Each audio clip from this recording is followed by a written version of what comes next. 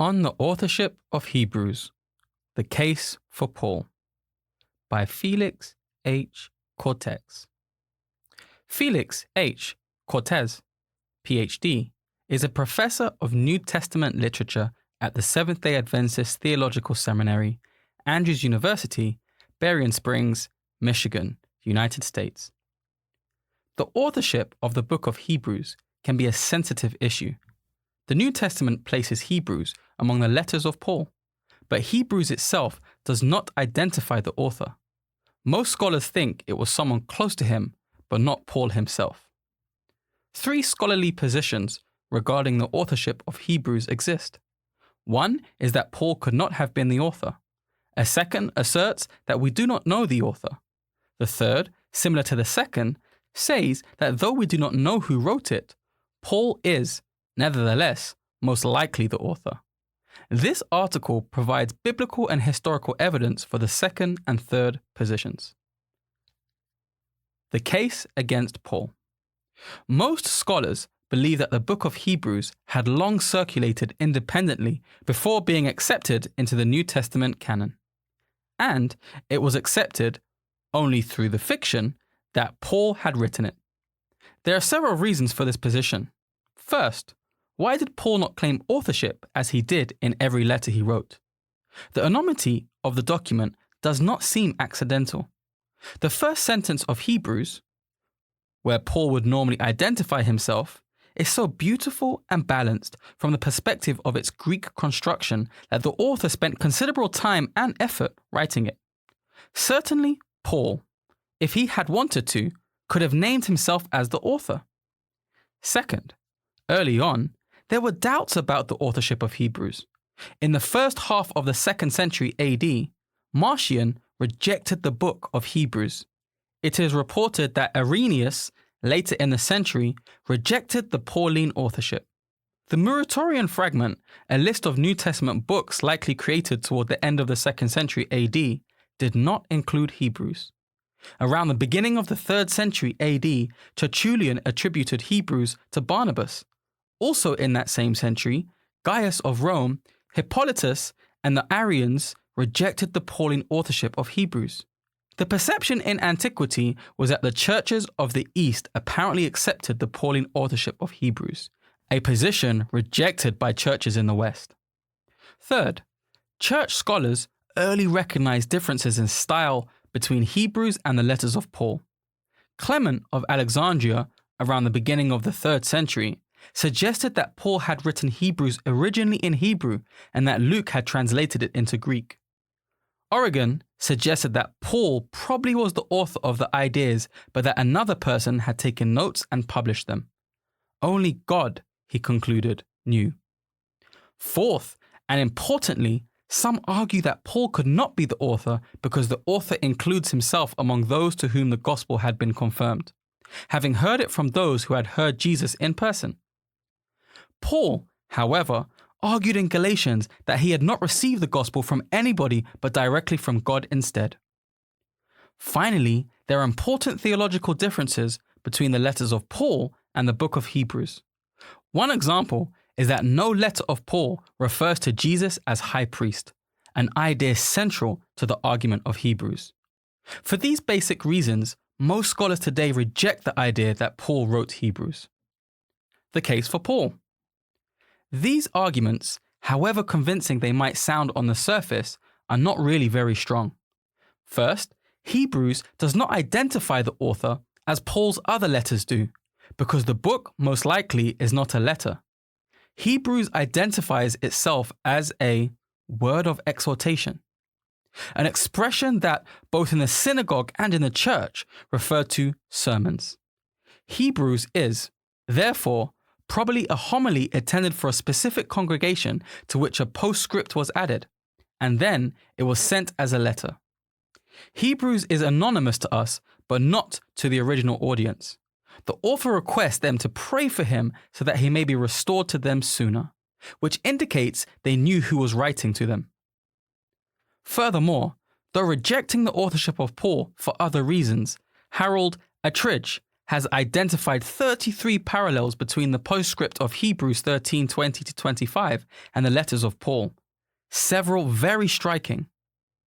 For example, the expression God of peace is found in Romans 15:33, 16:20, 2 Corinthians 13:11, Philippians 4:9, and 1 Thessalonians 5:23, but does not appear in any other New Testament epistolary postscript. The expression from the dead appears 17 times in Paul's letters, but only 2 times elsewhere among the New Testament epistles. Finally, the author refers to a Timothy who must have been known both by the author and the audience. The only Timothy known in early Christian sources was the companion of Paul. Thus, unless this document were a forgery, the original audience should not have had any problem identifying the author. Second, although some doubts about the authorship of Hebrews began early, the evidence of the authoritative reception of Hebrews and its identification with Paul are also very early. Beginning with the most ancient manuscripts, Hebrews always appears as part of the Pauline collection. In fact, among his earliest manuscripts, only Romans is better attested to than is Hebrews. Similarly, Hebrews carried a title from the earliest extant manuscripts. That is similar to the title of the letters of Paul and different from the titles of the Catholic epistles. Hebrews was accepted very early as authoritative.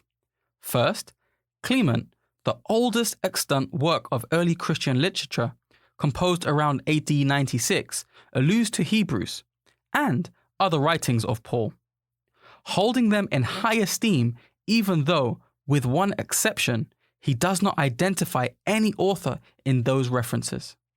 The Shepherd of Hermas, produced in Rome in the 2nd century AD, was believed to have been trying to answer questions raised by Hebrews 6, verses 4 to 8, and 10, verses 26 to 31. The position that claims a wholesale rejection of Hebrews in the West is, really, overstated. By the end of the 4th century, Ambrose, Pelagius, and Rufinus, all in the West, had attributed Hebrews to Paul. 10 other Christian writers in the West cite or allude to Hebrews as authoritative, even without mentioning authorship. Closer scrutiny shows that rejection of the Pauline authorship of Hebrews is less significant than often depicted. Marcion, who rejected Hebrews, also rejected the God of the Old Testament, as well as all of the Old Testament. He probably rejected Hebrews because of its abundant use of the Old Testament. He also rejected most of the New Testament. The view that Irenaeus and Hippolytus rejected the Pauline authorship of Hebrews came from a comment made by Gobarus more than 300 years later than their time. According to the report made by Photius in AD 800, the Muratorian fragment did not include Hebrews among the letters of Paul, but it did not reject Hebrews as it did the epistle to the Laodiceans and the epistle to the Alexandrians, which were forged in the name of Paul. Tertullian said that Barnabas wrote Hebrews, but thought Barnabas was communicating the ideas of Paul. Gaius of Rome rejected the Pauline authorship of Hebrews, but also thought that the Gospel of John and the book of Revelation had been written by Cerinthus, the Gnostic heretic. The Arians, meanwhile, probably rejected the Pauline authorship of Hebrews because of its high Christology. Third, matters of style and vocabulary are unreliable in determining whether Paul wrote Hebrews. We do not have a clear style to compare with Hebrews. 8 of Paul's letters mention co-authors alongside Paul. These co-authors must have had at least some influence on the contents and style of each letter. Paul also used secretaries, who probably impacted the style of his letters. E. Randolph Richards has shown that secretaries often functioned as editors, in rare cases even as co-authors. Finally, the rhetorical ideal in the Hellenistic world was prosopopio, meaning to write in character. In other words, writers were expected to write in different styles according to what the situation required. Thus, it was expected that not all letters of Paul would have the same style. Fourth, the fact that the author includes himself among those to whom the gospel was confirmed by those who heard Jesus does not disqualify Paul. The argument of the passage is not that the author and the audience received or were taught the gospel by the apostles, but that the gospel was confirmed to them by the apostles, those who heard Jesus. Paul acknowledged that he received the gospel from God through revelation, and 14 years later, he sought confirmation from the apostles about the gospel he preached. Fifth, despite differences in the theological emphasis between Hebrews and Paul's other letters, there is no contradiction. In fact, a difference in theological emphasis should be expected. Paul's letters were written to address specific concerns. Also, there are unique similarities between Hebrews and Paul's other writings. For example, Hebrews 10:16 quotes Jeremiah 31 verses 31 to 33, but abbreviates the formulation. Quote, with the house of Israel and with the house of Judah. End quote. To, quote, with them. End quote. Romans 11:27 has the same abbreviated formula. The quotation of Habakkuk 2:4 in Hebrews 10:37-38 differs from the wording of both the Hebrew and the Greek text, but is similar to Paul's quotation of Habakkuk 2:4 in Romans 1:17. Paul plays with the dual meanings of the Greek word diatheke in Galatians 3:15-18 in the same way that Hebrews 9:15-18 does. Finally, the view that Hebrews circulated independently for a long time before being accepted into the New Testament canon was accepted only through the fiction that Paul had written. It is unlikely for several reasons.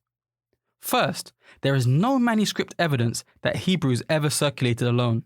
Second, considering that Hebrews does not claim to be written by Paul and is different in style and theological emphasis from his other writings, on what basis should Hebrews have been included in the collection of Paul's writings? Paul himself warned his readers against receiving letters, seeming to be from him but were not. This is why he signed his letters. Hebrews and Paul's other 13 letters had postscripts, which functioned as signatures. Another obstacle to including Hebrews among the Pauline epistles is that Hebrews was written to Jewish Christians. Paul, however, was the apostle to the Gentiles. If very early on it was believed that the epistle was not written by Paul, why was the book of Hebrews not included among the Catholic or general epistles which were written by apostles sent to the Jews? Third, the practice among ancient writers was to keep copies of the letters they sent to other people. This would explain why Hebrews is part of the collection of Paul's letters, which he kept for himself, despite its anonymity and other differences from the rest of his letters. Conclusion. In summary, biblical and historical evidence supports the idea that Paul could have written Hebrews. Thus, the position that he did write it is based on very solid grounds. For bibliographical and biblical references on this article, and for much more content for pastors and church leaders, please visit ministrymagazine.org.